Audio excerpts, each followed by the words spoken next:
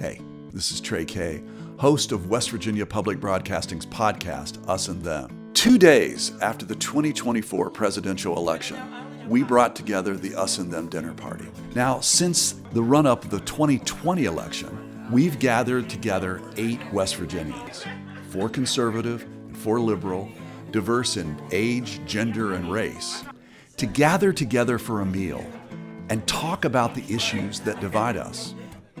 This year's gathering was our most honest and emotionally charged to date. Tensions ran high at the table, mirroring the atmosphere in households across the country. The emotions were still raw from the election, and we asked our guests to speak their minds. Partially. There were some areas that he was very vague on what his policy agenda was. I remember during the debate saying he had concepts of a plan for health care. That, to me, it was just like, it really didn't resonate. Okay, are you going to stick with the status quo, keep what, the Biden administration has tried, or are you going to come up with your own plan? He tried to replace the Affordable Care Act during his presidency. His first presidency. It didn't work out. Is he going to try it again, or is he? He didn't have the plan there. That was, to me. But you talk a lot about policies in the conversations I've had with you.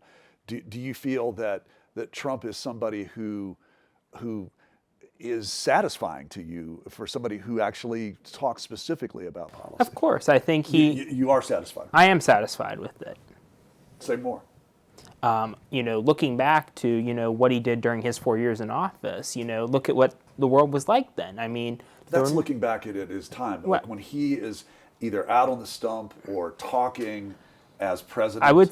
The one thing I would say that I wish Trump would do is tone down the rhetoric a little bit. Tone down the rhetoric, tone down the conspiracies that have happened, and focus on the facts. I think about Springfield, Ohio. The hoax that he put out during the I don't want to say entirely hoax, but he put out during the debate about people eating pets. It was based off of one incident, an unfounded claim that was made there. You've had a lot of reactions around the table when they said that, Lexi? Well, people got hurt by that. Yeah. People got hurt by that. And it was just a lie. And it was a lie designed to provoke. Yeah. That's a sad, sick shame, what he did to all of the citizens of Springfield, all of the residents of Springfield. That's a sad, sick shame. I always wonder what people who consider themselves moral, how they can continue to support a man who is completely without morals.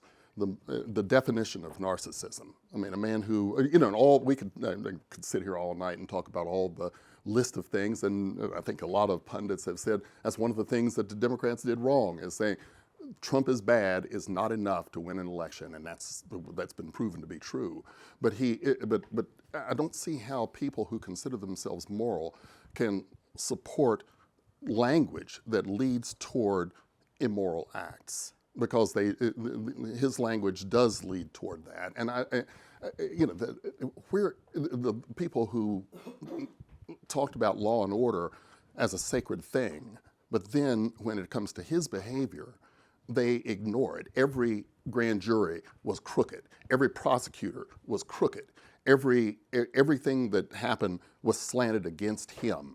And all these people in our prisons, whether federal or state, they're there legitimately, and the only person that conservatives are protesting is what happened to Donald Trump. Hey, thanks for listening to this. We who've been working on the Us and Them project for the past decade believe that division and polarization in America is the issue of our times. We're here to wrap our arms and our minds around this challenge. In a splintered world, we believe that listening is one of the last bridges we have towards understanding.